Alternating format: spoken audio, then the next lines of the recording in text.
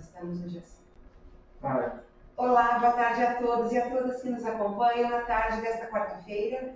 Eu sou a Cida Benete, assessora de comunicação e direção da Câmara de Vereadores. Está no ar mais um programa do TV Câmara e nós agradecemos a sua participação na tarde de hoje, nos acompanhando tanto pela página do Facebook como pelo canal do YouTube. No TV Câmara de hoje, o nosso convidado é o vereador Cícero Altraiter, do MDB, onde iremos conversar sobre o plano diretor de Gramado. Um assunto muito importante, de interesse de todos nós, e vai ser muito bem explanado pelo nosso vereador. Muito obrigada pela sua participação. Boa tarde, Cícero. boa tarde, Cida. Boa tarde a todos que nos acompanham. Eu que agradeço mais uma vez a oportunidade de poder falar através desse canal aí com a comunidade e poder esclarecer um pouco dos projetos, dos trabalhos que a gente vem desenvolvendo aqui na Câmara. E hoje, em especial, sobre o plano diretor, esse assunto tão complexo, né, que vamos debater um pouquinho aqui do que está se fazendo dentro da Câmara em relação a isso. Isso. Vereador, está já há algumas semanas aqui no Legislativo esse projeto, né, de lei do novo plano diretor. Na sua opinião, quais são os pontos positivos desta nova proposta? Cida, tem se falado amplamente que essa lei que chegou aqui na Câmara é a lei mais importante da década da Gramado, vamos dizer. Talvez abrange mais do que isso, dos 20 anos, porque vai nos dar a diretriz do que queremos o Gramado para amanhã. Como queremos o desenvolvimento da cidade, de que forma, né? É um projeto, esse plano diretor, que já começou na administração passada, esse estudo, através de uma comissão, na qual, quando foi modificada, quando a administração foi trocada, se modificaram algumas peças, mas boa parte da comissão do plano diretor, que é quem estabeleceu esse plano, essa lei em si, né, continuaram. Então, continuaram com o trabalho. Fico muito à vontade em dizer, porque eu fui um dos primeiros que cobrei aqui em tribuna a chegada desse plano legislativo para estudo, para o desenvolvimento melhor dele, para o conhecimento, para o entendimento, né? E para a gente poder avançar. Porque o plano diretor antigo, durante a época que ele norteou, perfeito, foi bacana, era o que se tinha para a época, mas tudo tem uma vida útil, e o plano estava ultrapassado, e a gente precisa dessa nova visão, esse novo mundo, essa nova maneira de pensar para Gramado através desse plano. Então, são vários pontos aí, é muito difícil de dizer o que é mais ou menos importante num plano diretor.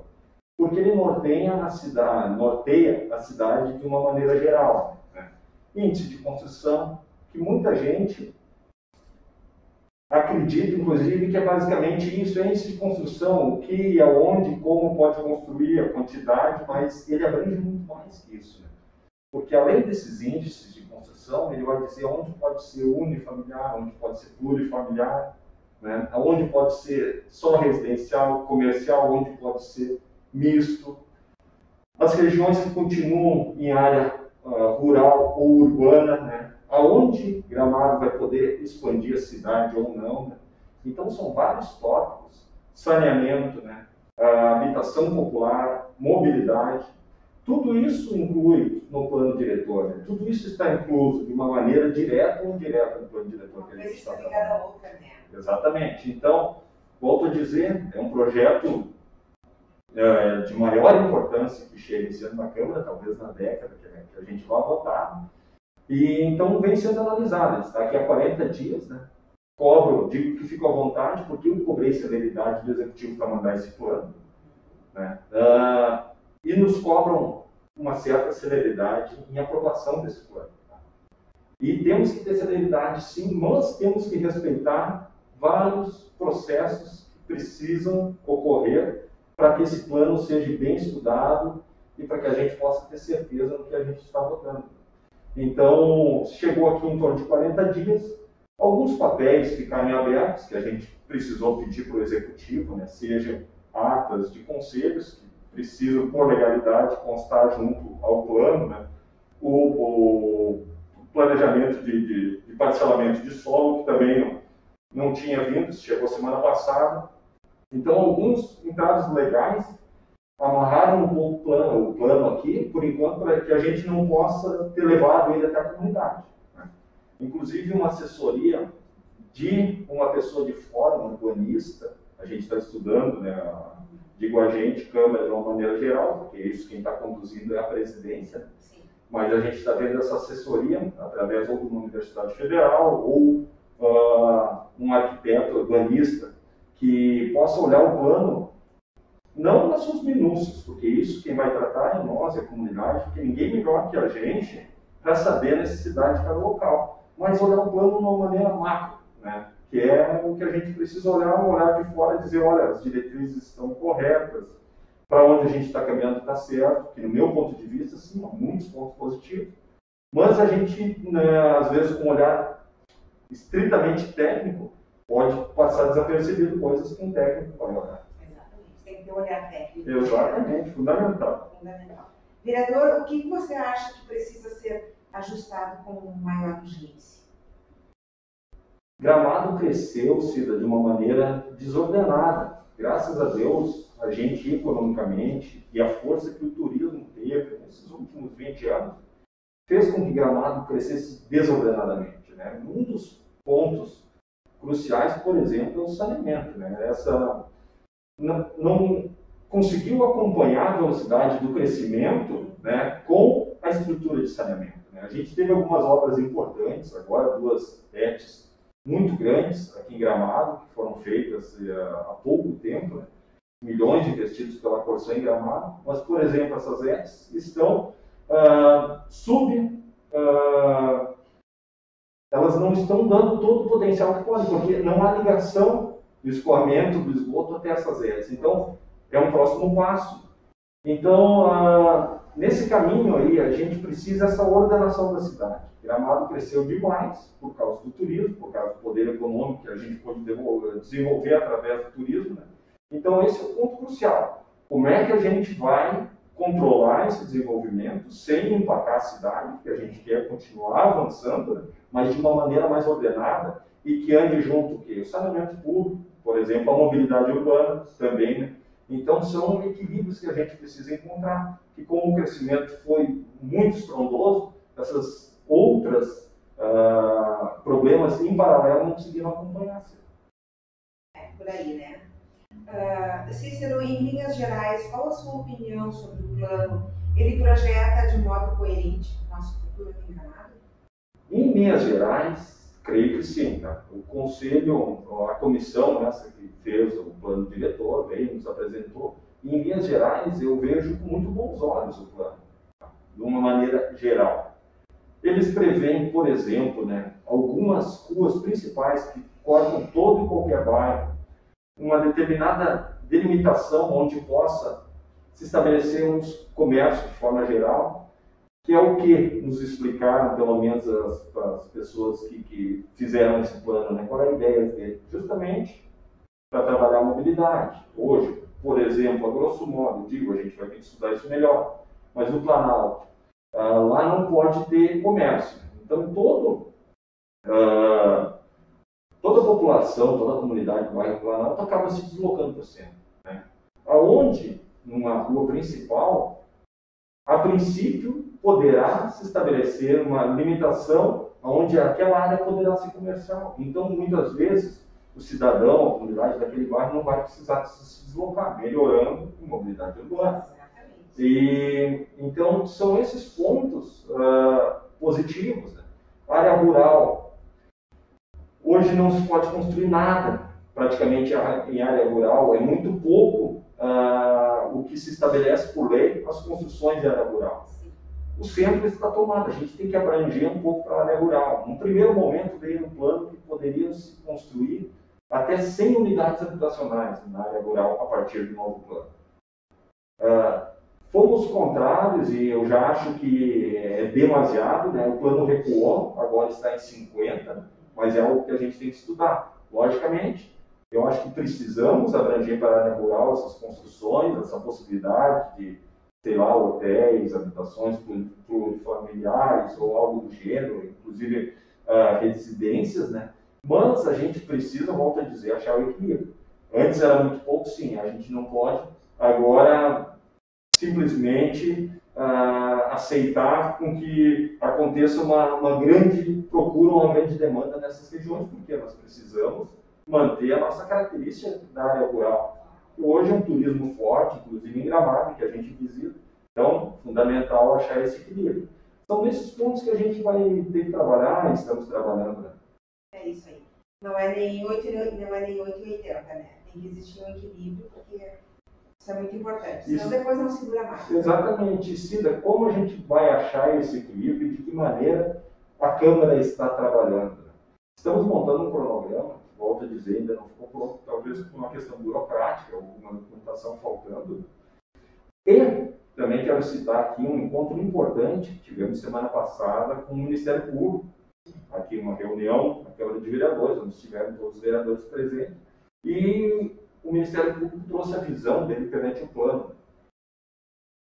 Por que é tão importante essa revisão antes de entrar em votação, por exemplo? As pessoas acham que chegou o plano, a gente tem que votar, não pode. Há uma série de entraves, inclusive legais. Há algumas leis estabelecidas dentro do plano que contradizem com leis já existentes. Né? Isso o promotor Leo citou exemplos, né? E aí fica muito claro, Cida, que pode gerar, inclusive, inconstitucionalidade no plano. Então, a gente pode votar um plano e ali na frente ele caiu, se derrubado pela justiça, porque há inconstitucionalidades ou leis que se contrapõem. Então, são detalhes importantes que, volto a dizer, num plano complexo, num projeto de lei complexo como esse, não é demérito de quem fez, de maneira alguma, né? Mas a gente tem que tomar esses cuidados e ver esses olhares técnicos. Né? O Ministério Público está olhando pelo olhar jurídico. Assim, nós vamos ter que pegar, por exemplo, nessas vias principais que eu comentei anteriormente, né? Citando um exemplo, do lado do Parque dos Pinheiros, ali onde tem um parque, uma das vias principais, se estabeleceu a possibilidade de avançar 200 metros para cada lateral que se construa. Né? Mas nós temos que buscar o respaldo técnico. Nós não achamos quem respaldou isso tecnicamente. Por que 200 metros? Pode ser, vai chegar próximo à área de preservação permanente, as APPs, né? A área do parque. É salutar essas construções lá? Pode ser que seja, não sei. Mas eu não sei porque não tem um parecer técnico. Né? Se tiver um parecer técnico dizendo, olha, foi 200 metros por causa de X, Y e Z, a gente pode entender. Agora, tendo na lei simplesmente, a gente estabeleceu 200 metros, mas por quê? Talvez não deveria ser 100 ou 50 ou 300, eu não sei, daqui a pouco a gente pode abranger. Então, são situações que a gente entende a boa vontade, sim, dentro do plano, né? A ideia de crescimento, mas às vezes não precisamos desse respaldo técnico para ter certeza do que a gente está votando. Então, esse foi um dos pontos, por exemplo, que o Ministério Público trouxe até a gente e nós estamos estudando. Outro ponto, né, que até inclusive saiu em alguma mídia social, de alguns blogueiros, né, uma preocupação que ele trouxe, eu, por ser morador da Várzea Grande, também comigo, que muita gente me procurou. Há um crescimento grande aqui do lado do Mato Queimado, né, uma possibilidade de expansão, né, e aonde na Várzea Grande ficou um pouco engessado. Nós temos que entender exatamente isso, novamente. Eu preciso desse entendimento técnico. Por que lá engessar? Por que lá não vem essa possibilidade de um crescimento maior, de uma expansão naquela área, onde no Mato Queimado sim, por que aqui sim e lá não? Se nos trouxerem um embasamento técnico, ou se um técnico respaldar isso e nos dar a explicação e a justificativa, que é o que a gente precisa apresentar para a comunidade, no momento de uma votação tão importante, tranquilo, a gente vai defender, eu quero defender tecnicamente o plano. E, a partir disso, então, a partir desses estudos, desses laudos técnicos, dessa assessoria, aí a gente vai sair, sim, para trocar ideia com a comunidade. Porque aí o que se faz? Aí vamos fazer vários embates, em vários bairros, chamando a comunidade, e aí esmiuçando os pequenos detalhes, porque aí sim, ninguém melhor do que a comunidade para dizer a falta ou a necessidade de cada local. Eles têm que ter essa oportunidade, né? O interesse é ambos os lados, né? Com certeza absoluta. A comunidade tem que ser ouvida, isso é lei, inclusive, né? Precisa ter esses debates, essas audiências públicas junto da comunidade, isso ser relatado em ato, estar junto com o plano diretor.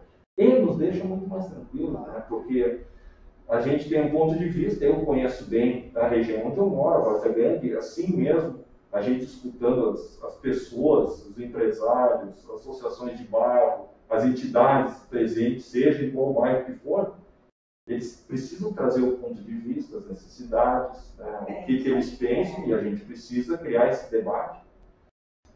Não vamos agradar a todos no plano diretor, inclusive, no seminário que a gente teve aqui, um fórum aqui na Câmara, um dos urbanistas que deu uma palestra comentou que no plano diretor nunca saem todos satisfeitos, mas não podem ser todos insatisfeitos. A gente tem que achar o equilíbrio, é isso que a gente quer achar.